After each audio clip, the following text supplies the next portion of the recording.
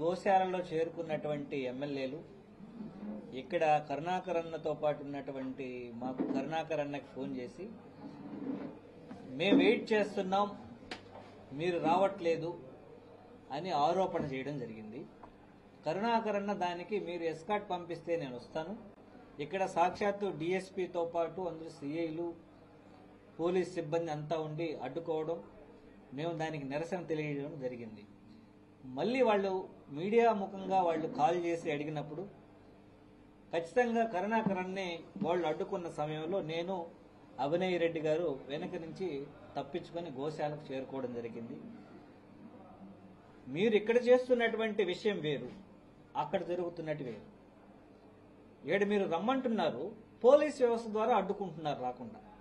మీరు అడిగినటువంటి ప్రతి ప్రశ్నకి, మీరు విసిరినటువంటి సవాలుకి జరిగినటువంటి నిజాలని బయట పెడతాడనే భయంతోనే ఆయన అడ్డుకుంటున్నారు. ఇక్కడ చేరి మీరు మీడియా ముఖంగా కావాలని రావట్లేదు అని చెప్తున్నారు. ఇది తప్పు.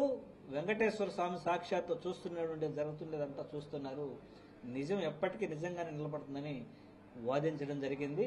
కానీ దానికి అది కాకుండా రకరకాలు చుట్టి మాట్లాడుతున్నారు.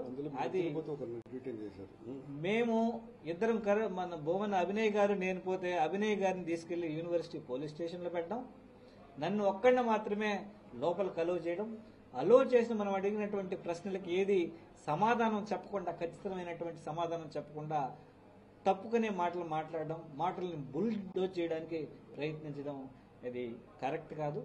మీరు అర్థవంతమైన చర్చ జరగాలి అనుకున్నప్పుడు మీరు ఎందుకు ఆ పల్లా శ్రీనివాస్ గారు ఎందుకు రాలేదు? సవాళ్ళని స్వీకరించినటువంటి కరుణాకరన్ వస్తానంటే ఎందుకు పోలీస్ వ్యవస్థ ద్వారా అడ్డుకుంటున్నారు? ఎందుకు భయం?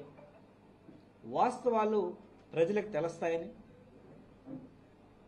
ఇలా సమస్యను పక్కదారి పట్టించే కార్యక్రమం ఈరోజు టీడీపీ ప్రభుత్వం చేస్తోంది.